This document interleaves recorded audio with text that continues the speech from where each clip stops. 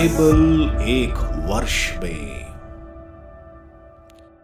नमस्कार, आप सबका बाइबल एक वर्ष में स्वागत है।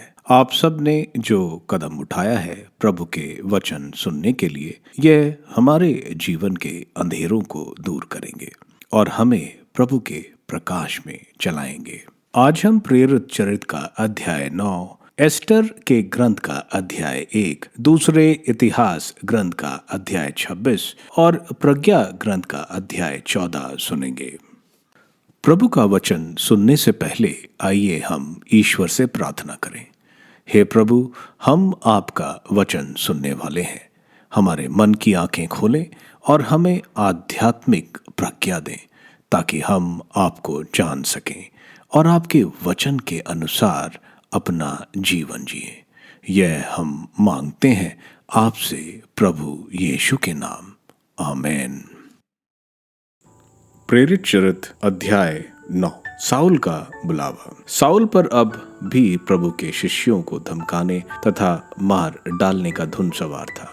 उसने प्रधान याजक के पास जाकर दमिश्क के सभागृहों के नाम पत्र मांगे, जिनमें उसे यह अधिकार दिया गया कि यदि वह वहां नवीन पंथ के अनुयायियों का पता लगाए तो वह उन्हें, चाहे वे पुरुष हो या स्त्रियां, बांधकर यरूशलेम ले आए। जब वह यात्रा करते करते दमिश्क के पास पहुंचा तो एकाएक आकाश में एक ज्योति उसके चारों ओर चमक उठी। वह भूमि पर गिर पड़ा और उसे एक वाणी यह कहते हुए सुनाई दी, साउल साउल, तुम मुझ पर क्यों अत्याचार करते हो? उसने कहा, प्रभु आप कौन हैं? उत्तर मिला, मैं ईसा हूँ जिस पर तुम अत्याचार करते हो। उठो और शहर जाओ, तुम्हें जो करना है वह तुम्हें बताया जाएगा। उसके साथ यात्रा करने वाले दंग रह गए। वे वाणी तो सुन रहे थे किंतु किसी को नहीं देख पा रहे थे। साउल भूमि से उठा किंतु आंखें खोलने पर वह कुछ नहीं देख सका, इसलिए वे हाथ पकड़कर उसे दमिश्क ले चले। वह 3 दिनों तक अंधा बना रहा और वह ना तो खाता था और ना पीता था। दमिश्क में अननियास नामक शिष्य रहता था। प्रभु ने उसे दर्शन देकर कहा, अननियास। उसने उत्तर दिया, प्रभु प्रस्तुत हूँ। प्रभु ने उससे कहा, तुरंत सीधी नामक गली जाओ और यूदस के घर में साउल तरासी का पता लगाओ। वह प्रार्थना कर रहा है। उसने दर्शन में देखा कि अननियास नामक मनुष्य उसके पास आकर उस पर हाथ रख रहा है, जिससे उसे दृष्टि प्राप्त हो जाए। अननियास ने आपत्ति करते हुए कहा, प्रभु, मैंने अनेक लोगों से सुना है कि इस व्यक्ति ने यरूशलेम में आपके संतों पर कितना अत्याचार किया है। उसे महायाजकों से यह अधिकार मिला है कि वह यहाँ उन सबको गिरफ्तार कर ले जो आपके नाम की दुहाई देते हैं। प्रभु ने अननियास से कहा, जाओ, वह मेरा कृपा पात्र है। वह गैर यहूदी राजाओं तथा इजरायलियों के बीच मेरे नाम का प्रचार करेगा। मैं स्वयं उसे बताऊंगा कि उसे मेरे नाम के कारण कितने कष्ट भोगना होगा। तब अननियास चला गया और उस घर के अंदर गया। उसने साउल पर हाथ रख दिया और कहा, भाई साउल, प्रभु ईसा आपको आते समय रास्ते में दिखाई दिए थे। उन्होंने मुझे भेजा है जिससे आपको दृष्टि प्राप्त हो और आप पवित्र आत्मा से परिपूर्ण हो जाए। उस क्षण ऐसा लग रहा था कि उसकी आंखों से छिलके गिर रहे हैं। उसे दृष्टि प्राप्त हो गई और उसने तुरंत बपतिस्मा ग्रहण किया। उसने भोजन किया और उसके शरीर में बल आ गया। दमिश्क में साउल का धर्म प्रचार। साउल कुछ समय तक दमिश्क के शिष्यों के साथ रहा। वह शीघ्र ही सभागृहों में ईसा के विषय में प्रचार करने लगा कि वह ईश्वर के पुत्र हैं। सब सुनने वाले अचंभे में पड़कर कहते थे, क्या यह वही नहीं है जो यरूशलेम में इस नाम की दुहाई देने वालों को मिटाने का प्रयास करता था? क्या यह यहाँ इसलिए नहीं आया कि यह उन्हें बांधकर महायाजकों के पास ले जाए? किंतु साउल का सामर्थ बढ़ता जा रहा था और वह इस बात का प्रमाण देकर कि ईसा ही मसीह है, दमिश्क में रहने वाले यहूदियों की असमंजस में डाल देता था। इस प्रकार बहुत समय बीत गया। तब यहूदियों ने उसे समाप्त करने का षड्यंत्र रचा। किंतु साउल को उसका पता चल गया। वह उसे समाप्त करने के उद्देश्य से दिन रात शहर के फाटकों पर कड़ा पहरा दे रहे थे। परंतु साउल के शिष्य उसे रात को ले गए और उन्होंने उसे टोकरे में बिठाकर चारदीवारी पर से नीचे उतार दिया। साउल की यरूशलेम यात्रा। जब साउल यरूशलेम पहुंचा तो वह शिष्यों के समुदाय में सम्मिलित हो जाने की कोशिश करता रहा, किंतु वे सब उससे डरते थे, क्योंकि उन्हें विश्वास नहीं हो रहा था कि वह सचमुच ईसा का शिष्य बन गया है। तब बारनबास ने उसे प्रेरितों के पास ले जाकर उन्हें बताया कि साउल ने मार्ग में प्रभु के दर्शन किए थे और प्रभु ने उससे बात की थी, और यह भी बताया कि साउल ने दमिश्क में निर्भीकता से ईसा के नाम का प्रचार किया था। इसके बाद साउल यरूशलेम में प्रेरितों के साथ आता जाता रहा और निर्भीकता से ईसा के नाम का प्रचार करता रहा। वह यूनानी भाषा यहूदियों से बातचीत और बहस किया करता था, किंतु वे लोग उसे मार डालना चाहते थे। जब भाइयों को इसका पता चला तो उन्होंने साउल को कैसरिया ले जाकर तारसुस भेजा। कलीसिया का शांतिपूर्ण विकास। उस समय समस्त यहूदिया, गलीलिया तथा समरिया में कलीसिया को शांति मिली। उसका विकास होता जा रहा था और वह प्रभु पर श्रद्धा रखती हुई और पवित्र आत्मा की सांत्वना द्वारा बल प्राप्त करती हुई बराबर बढ़ती जाती थी। लिड्डा में पेत्रुस का चमत्कार। पेत्रुस चारों ओर दौरा करते हुए किसी दिन लिड्डा में रहने वाली ईश्वर की प्रजा के यहाँ भी पहुंचा। वहां उसे एननियास नामक अर्धांग रोगी मिला, जो 8 वर्षों से बिस्तर पर पड़ा हुआ था। पेत्रुस ने उससे कहा, एननियास, ईसा मसीह तुमको स्वास्थ्य करते हैं, उठो और अपना बिस्तर स्वयं ठीक करो। और वह उसी क्षण उठ खड़ा हुआ। लिड्डा और सरोन के सब निवासियों ने उसे देखा और वे प्रभु की ओर अभिमुख हो गए। योपे में तबीता को जीवन दान। योपे में तबीता नामक शिष्या रहती थी। तबीता का यूनानी अनुवाद दोरखास अर्थात हिरणी है। वह बहुत अधिक परोपकारी और दानी थी। उन्हीं दिनों वह बीमार पड़ी और चल बसी। लोगों ने उसे नहलाकर अटारी पर लिटा दिया।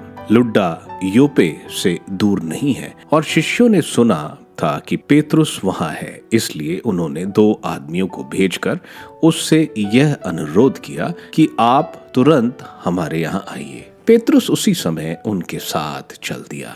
जब वह योपे पहुंचा तो लोग उसे उस अटारी पर ले गए। वहां सब विधवाएं रोती हुई उसके चारों ओर आ खड़ी हुई और वह कुर्ते और कपड़े दिखाने लगी, जिन्हें दोरकास ने उनके साथ रहते समय बनाया था। पेत्रुस ने सबको बाहर किया और घुटने टेक कर प्रार्थना की। इसके बाद वह शव की ओर मुड़ कर बोला, तबीता उठो। उसने आंखें खोल दी और पेत्रुस को देखकर वह उठ बैठी। पेत्रुस ने हाथ बढ़ाकर उसे उठाया और विश्वासियों तथा विधवाओं को बुलाकर उसे जीता जागता उसके सामने उपस्थित कर दिया। यह बात योपे में फैल गई और बहुत से लोगों ने प्रभु में विश्वास किया। पेत्रुस कुछ दिनों तक योपे में सिमोन नामक चर्मकार के यहाँ रहा। एस्टर का ग्रंथ अध्याय 1। मुर्देकाय का स्वप्न। महाराजा अर्थजेर्क्सिस के शासनकाल के दूसरे वर्ष निसान मास के पहले दिन मुर्देकाय ने एक स्वप्न देखा। मुर्देकाय याईर का पुत्र था, याईर शिमाई का और शिमाई कीश का। वह बेन्यामीन कुल का था। वह सूसा नगर में रहने वाला यहूदी था। वह प्रतिष्ठित नागरिक था और राजा के दरबार में सेवक था। वह उन बंदियों में एक था जिन्हें बाबुल का राजा नबूकदनेस्सर यूदा के राजा यकोन्याह के साथ यरूशलेम से ले आया था। उसका स्वप्न ये था, कोलाहल और हंगामा सुनाई पड़ा, बादलों का गर्जन, भूकंप और पृथ्वी पर बड़ा उपद्रव। फिर 2 बड़े परदार सर्प दिखाई दिए जो एक दूसरे से लड़ने को तैयार थे। वे जोर जोर से फुफकारते थे। उनकी फुफकार सुनते ही सभी राष्ट्र, धर्मी राष्ट्र के लोग से युद्ध करने को तैयार हो गए। वह अंधकारमय और विषादपूर्ण दिन था। पृथ्वी पर विपत्ति और घबराहट, दुख और भारी आतंक। धर्मी राष्ट्र के सभी लोग आने वाली विपत्तियों के कारण भयभीत होकर अपने विनाश की आशंका से ईश्वर को दुहाई देने लगे। उनकी पुकार पर एक छोटे सोत्र से एक बड़ी नदी, एक उमड़ती हुई जलधारा फूट पड़ी। सूर्योदय के साथ प्रकाश हुआ, दीनहीन लोग प्रतिष्ठित किए गए और वह शक्तिशाली लोगों को निगल गए। जगने पर मुर्देकाय उन स्वप्न और ईश्वर की योजनाओं पर अपना पूरा ध्यान केंद्रित कर रात तक उसका अर्थ तरह तरह से समझने का प्रयत्न करता रहा। राजा के विरुद्ध षड्यंत्र। उस समय मुर्देकाय बिगतान और तेरेश के साथ, जो राजा के कुंचुकी और महल रक्षक थे, प्रांगण में विश्राम कर रहा था। उसने उनकी बातचीत सुनी और उनके षड्यंत्रों की छानबीन करने पर उसे यह पता चला कि वे राजा अरकजेर्सस का वध करना चाहते हैं। उसने राजा को उनके विषय में यह सूचना दी। राजा ने उन दोनों कंचुकियों से पूछताछ कराई और उनके दोष स्वीकार करने पर उनका वध कराया। उसने इस घटना का उल्लेख वर्णन ग्रंथ में कराया। स्वयं मुर्देकाय ने भी इसे अपने लिए लिखा। इसके बाद राजा मुर्देकाय को राजकीय सेवा में नियुक्त किया और पुरस्कार के रूप में उसे उपहार दिए। हमदाता का पुत्र आगामी हामान, जो राजा का प्रिय पात्र था, मुर्देकाय और उसकी जाति के लोगों को उन दोनों राजकीय कंचुकियों के कारण हानि पहुंचाने का विचार करने लगा। राजकीय भोज अर्थजेर्सस के समय की घटना है, जिसने भारत वर्ष की सीमा से इथियोपिया की सीमा तक के 147 प्रदेशों पर राज्य किया था। जब वह सूसा के किले में अपने सिंहासन पर विराजमान था, तो उसने अपने शासन के तीसरे वर्ष अपने सब उच्च पदाधिकारियों और दरबारियों, फारस और मेदिया के क्षत्रपों, कुलीनों और प्रदेशों के राज्यपालों को अपने यहाँ एक महाभोज दिया। वह बहुत दिनों तक अर्थात 180 दिन तक उन्हें अपने यशस्वी राज्य की संपत्ति और अपनी महिमा की भव्यता और प्रताप दिखाता रहा। भोज के दिन पूरे हो जाने पर राजा ने सूसा के सब निवासियों, क्या छोटा क्या बड़ा, को निमंत्रण किया और आदेश दिया कि राजकीय भवन में लगे बगीचे में 7 दिन के भोज की तैयारी की जाए। वहाँ चांदी की छड़ों में और संगमरमर के खंभों में बैगनी रंग की छालटी की डोरियों पर सफेद सूती पर्दे टांगे थे और नीले रंग की झालरें लटक रही थीं तथा लाल, सफेद, पीले और काले संगमरमर के फर्श पर सोने और चांदी के पलंग रखे गए थे। अतिथि सोने के विभिन्न प्रकार के पात्रों से पान करते थे।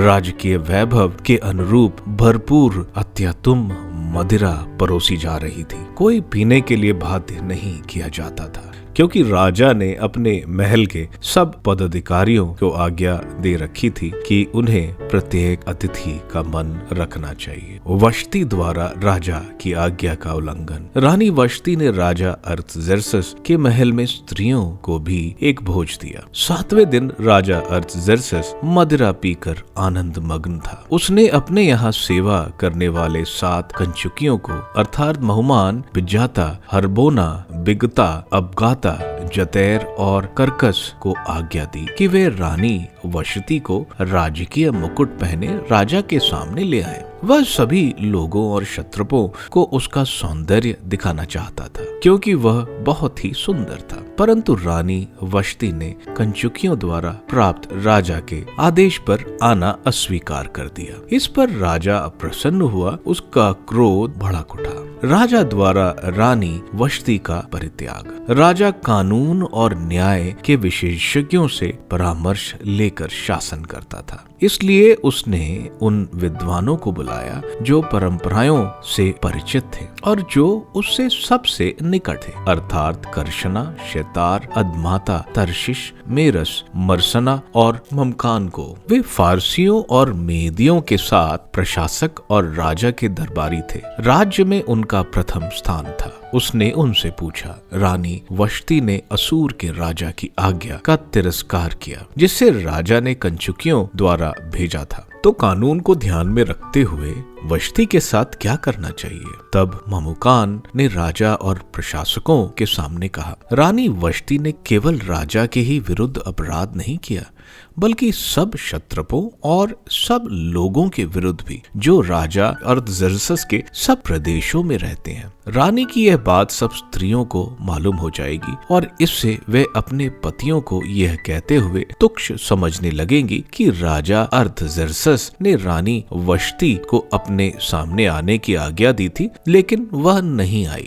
आज ही फरास और मेदिया की महिलाएं रानी के व्यवहार के संबंध में सुनेंगी और वे राजा के सब क्षत्रपों से इसी प्रकार कहेंगे। इस तरह तिरस्कार और विवाद उत्पन्न होगा। यदि राजा उचित समझे तो राजा क्या दी जाए और वह फारसियों और मेदियों के विधि ग्रंथों में लिखी जाए जिससे वह रद्द ना हो सके, अर्थात वश्ती फिर कभी राजा अर्थजर्सस के सामने न आ सके और उनका राजकीय पद एक अन्य महिला ग्रहण करे जो उनसे अधिक योग्य हो। यदि राजा का यह निर्णय उनके सारे राज्य में, जो बहुत विस्तृत है, सुनाया जाएगा तो सब पत्नियां अपने अपने पतियों का सम्मान करेंगी, चाहे वे बड़े हों या छोटे। राजा और प्रशासकों को यह परामर्श अच्छा लगा और राजा ने ममुकान के परामर्श के अनुसार कार्य किया। उसने अपने राज्य के सब प्रदेशों में राज्य की आज्ञा की घोषणा कराई। प्रत्येक प्रदेश की भाषा और लिपि में वह यह थी कि प्रत्येक पुरुष अपने घर का स्वामी होगा और उसके यहाँ रहने वाली सभी स्त्रियां उसके अधीन रहेंगी। दूसरा इतिहास ग्रंथ अध्याय 26, उजिया का शासन। यूदा के सब लोगों ने उजिया को, जो उस समय 16 वर्ष का था, उसके पिता अमस्या की जगह राजा बनाया। उसने राजा अमस्या की मृत्यु के बाद एलत को बसाया, जिसे उसने यूदा के लिए पुनः प्राप्त किया था। जब उजिया शासन करने लगा तो वह 16 वर्ष का था। उसने यरूशलेम में 52 वर्ष शासन किया। उसकी माता का नाम यकोल्या था, वह यरूशलेम की थी। उसने अपने पिता अमस्या की तरह वही किया जो प्रभु की दृष्टि में उचित है। जब तक जकरिया जीवित था, उजिया ईश्वर के प्रति ईमानदार रहा, क्योंकि जकरिया उसे ईश्वर पर श्रद्धा रखना सिखाता था, और जब तक वह प्रभु के प्रति ईमानदार रहा, ईश्वर उसे सफलता देता रहा। उजिया के कार्य। उसने प्रस्थान कर फिलिस्तीनियों से युद्ध किया और गत, यबने तथा अश्दोद की 4 दीवारियां गिरा दी। इसके बाद उसने अश्दोद और फिलिस्तीनियों के नगरों का पुनः निर्माण किया। ईश्वर ने फिलिस्तीनियों, गुरबाल के अरबवासियों और मौनियों के विरुद्ध उसकी सहायता की। अमोनियों ने उजिया को कर दिया।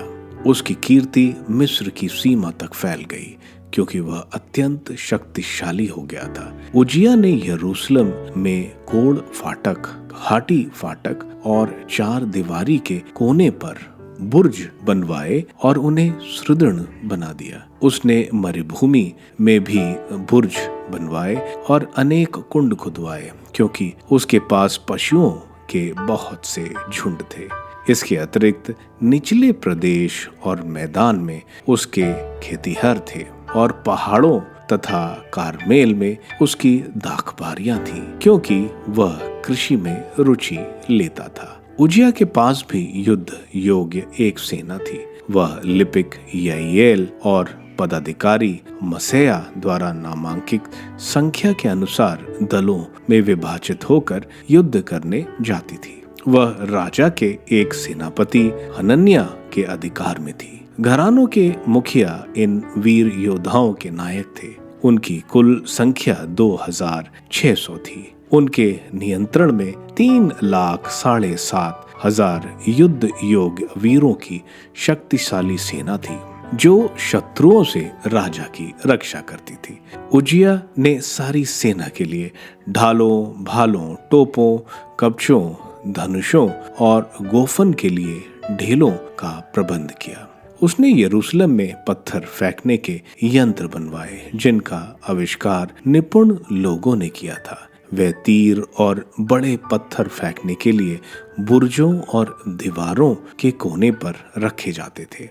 उसकी कीर्ति दूर दूर तक फैल गई थी क्योंकि उसे बहुत सहायता मिली थी जिससे वह शक्तिशाली हो गया था। घमंड के कारण उजिया को दंड। जब वो शक्तिशाली हो गया उसका मन घमंड से फूल उठा और इससे उसका पतन हुआ। वह प्रभु अपने ईश्वर के प्रति ईमानदार नहीं रहा। उसने धूप वेदी पर धूप जलाने के लिए प्रभु के मंदिर में प्रवेश किया। याजक अजरिया प्रभु के 80 साहसी याजकों के साथ उसके पीछे पीछे भीतर गया। उन्होंने राजा उजिया को विरोध करते हुए उससे कहा, उजिया, आपको प्रभु को धूप चढ़ाने का अधिकार नहीं है।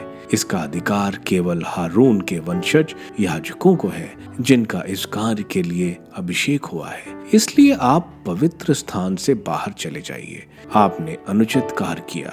इससे आपको प्रभु ईश्वर की ओर से सम्मान नहीं मिलेगा। इस पर उजिया क्रुद्ध हो उठा। अभी धूप दानी उसके हाथ में ही थी और वह याजकों पर क्रोध प्रकट कर ही रहा था कि याजकों के सामने ही प्रभु के मंदिर में धूप वेदी के पास खड़ा होते समय उसके माथे पर कोढ़ की बीमारी दिखाई देने लगी। प्रधान याजक अजरिया और अन्य सब याजकों ने उसकी ओर दृष्टि डाली तो देखा कि उसके माथे पर कोढ़ की बीमारी लग गई है। वे तुरंत उसे बाहर करने लगे और वह स्वयं भी शीघ्र ही बाहर निकला क्योंकि प्रभु ने उस पर आघात किया था। राजा उजिया मृत्यु पर्यंत कोढ़ी रहा और उसे एक अलग मकान में रहना पड़ा क्योंकि उसे प्रभु के मंदिर जाने की अनुमति नहीं थी। उस समय उसका पुत्र योतान राजभवन का प्रबंध करता और देश का शासन करता था। उजिया का शेष इतिहास प्रारंभ से अंत तक आमोस के पुत्र नबी एजायास में लिखा है। उजिया अपने पितरों से जा मिला और अपने पूर्वजों के पास उस खेत में जो राजाओं के समाधि स्थल से लगा हुआ था दफनाया गया क्योंकि लोग कहते थे कि वह कोढ़ी है। उसका पुत्र योताम उसकी जगह राजा बना। प्रज्ञा ग्रंथ अध्याय 14। कोई व्यक्ति समुद्री यात्रा करना चाहता है और उसे प्रचंड लहरों को पार करना है तो वह ऐसी लकड़ी से प्रार्थना करता है जो उसे जहाज से भी जर्जर है जिस पर वह सवार है, क्योंकि लाभ की लालसा ने वह जहाज बनवाया और वह एक कुशील कारीगर द्वारा निर्मित हुआ है। किंतु पिता और विधाता तू जहाज का संचालन करता है क्योंकि तूने समुद्र में उसका मार्ग प्रशस्त किया और लहरों में उसके लिए एक सुरक्षित पथ बनवाया है। इस प्रकार तू दिखाता है कि तू हर जोखिम से बचाने में समर्थ है। उस समय भी जब कोई अनाड़ी जहाज चलाता है तो यह नहीं चाहता कि तेरी प्रज्ञा की कृतियां व्यर्थ रहे। इसलिए मनुष्य लकड़ी के छोटे टुकड़े को अपने प्राण सौंपते हैं और एक बेड़े पर लहरें पार करते हुए सुरक्षित रहते हैं। प्राचीन काल में भी एक घमंडी भीमकाय जाति का विनाश हो रहा तो पृथ्वी की आशा ने एक पोत की शरण ली और तेरे हाथ से संचालित होकर उसने संसार के लिए एक नई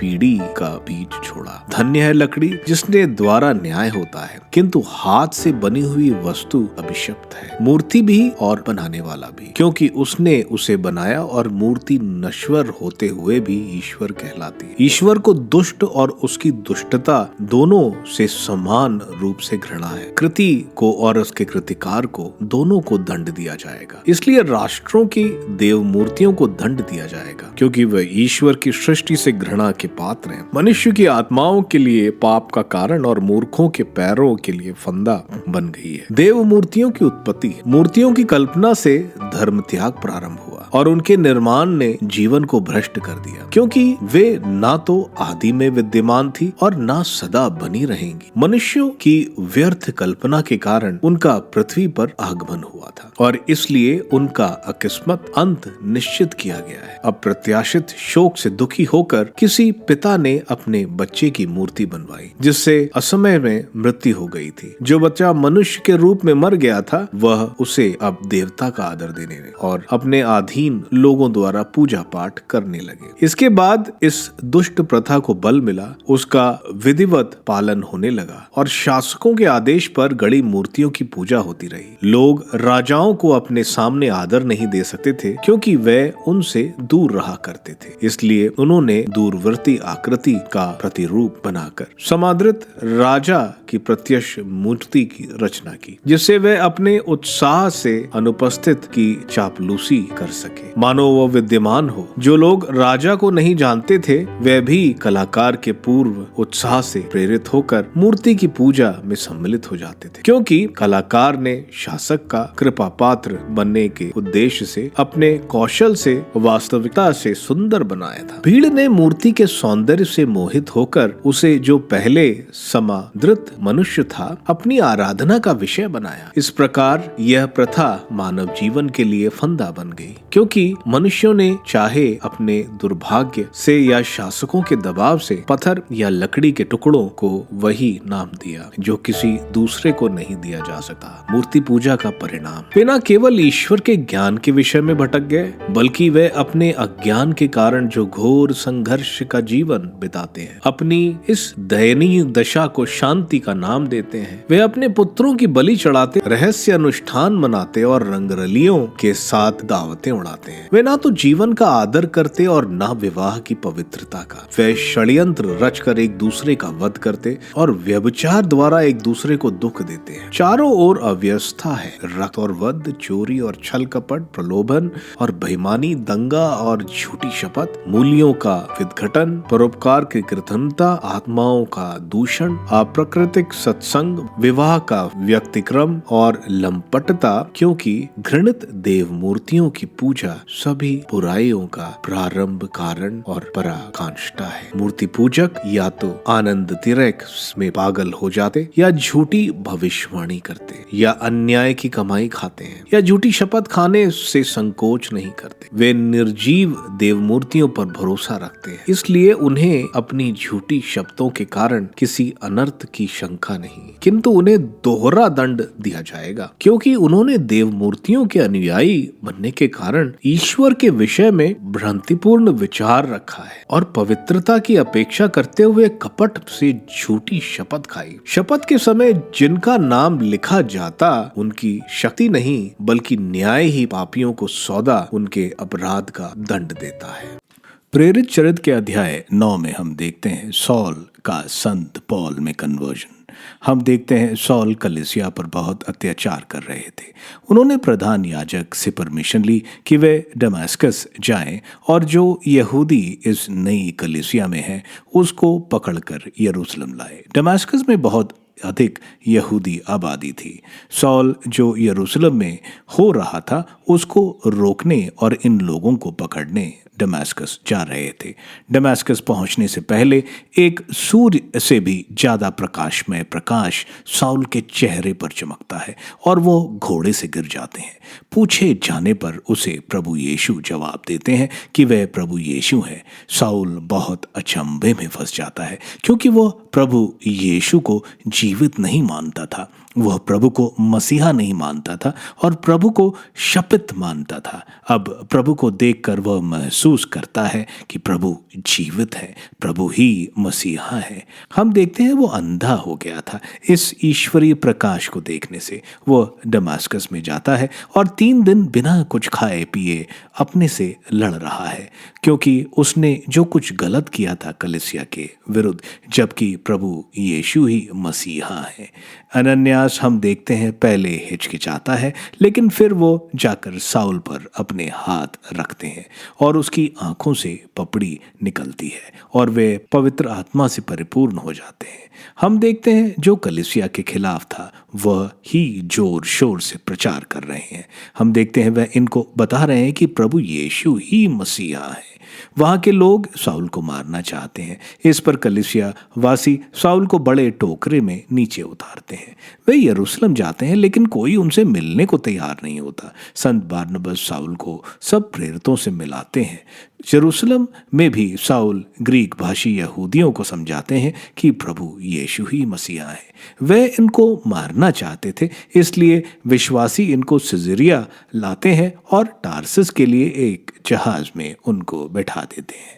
इसके बाद हम देखते हैं चमत्कार। संत पेतरुस यरूशलेम से लाइडा आते हैं, क्योंकि यरूशलेम में अभी शांति थी और वे बाहर के विश्वासियों से मिलने निकले थे। वहां वह 8 साल से एनियास, जो लकवा से ग्रस्त था, उसको घोषणा करते हैं कि प्रभु यीशु उसको स्वास्थ्य कर रहे हैं, उठो और अपना बिस्तर बनाओ। चमत्कार होता है और एनियास उठ खड़ा होता है। यह वहां के आसपास के निवासियों ने देखा और वे प्रभु की तरफ आए। इसके बाद हम देखते हैं एक और चमत्कार।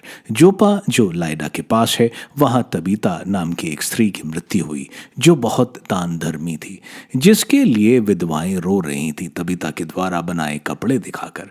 हम देखते हैं संत पेतरुस प्रभु यीशु के नाम तबीता को उठने को बोलते हैं। प्रभु के नाम पर तबीता की आत्मा मृत शरीर में वापस आ जाती है और वह खड़ी हो जाती है। यह चमत्कार देखकर लोग प्रभु की ओर मुड़ते हैं।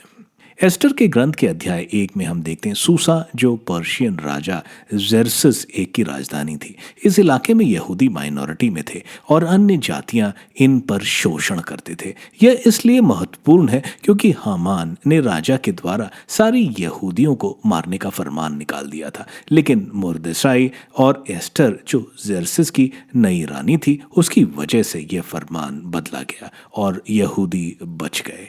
अध्याय 1 में हम देखते हैं जेरसस एक, जो सम्राट था और अपने सारे साम्राज्य को पार्टी दे रहा है। इसमें सम्राट अपनी रानी वश्ती को बुलाते हैं, उसकी सुंदरता सबको दिखाने। इस पर वश्ती मना कर देती है। यह सुनकर सम्राट अपने सलाहकारों की सलाह लेकर निर्णय लेते हैं कि क्योंकि रानी ने सम्राट की बात नहीं मानी, तो अब वो रानी नहीं रहेगी, नई रानी ढूंढी जाएगी। इस निर्णय से सारी पत्नियां अपने पतियों की इज्जत करेंगी। दूसरे इतिहास ग्रंथ के अध्याय 26 में हम देखते हैं उजिया अमाजिया के बाद यूदा का राजा बनता है। यह शुरू में सब ठीक करता है, इसलिए वह काफी समृद्धि प्राप्त करता है, लेकिन वह अहंकारी हो गया। वह धूप ईश्वर के मंदिर में देता है, जो सिर्फ पुरोहित ही कर सकते हैं। सारे पुरोहित उजिया को विरोध करते हैं और उसको कोढ़ हो जाता है। ईश्वर उसके इस हरकत का उसको यह दंड देते हैं। अहंकार एक समृद्ध व्यक्ति को विनाश कर देती है। प्रज्ञा ग्रंथ के अध्याय 14 में हमें मूर्ति पूजा के बारे में बताया जा रहा है। यह पूजा किसी की मृत्यु से शुरू हुई और एक प्रथा बन गई। मूर्ति पूजा करने वाला मूर्ति की तरह हो जाता है। अंधे, गूंगे और ये ईश्वर के सत्य को समझ नहीं पाते। वहीं जो सच्चे ईश्वर पर विश्वास करता है, उसे प्रज्ञा, समझ और अनंत जीवन मिलता है। आप सबको धन्यवाद ईश्वर के वचन सुनने के लिए। मैं आपसे विनती करता हूं कि आप बाइबल एक वर्ष में को दूसरों के साथ शेयर करें, क्योंकि प्रभु का वचन स्वयं प्रभु यीशु है। प्रभु को दूसरों को देने वालों को प्रभु की आशीष जरूर मिलेगी। मैं आप सबका बड़ी बेसब्री से कल इंतजार करूंगा। धन्यवाद।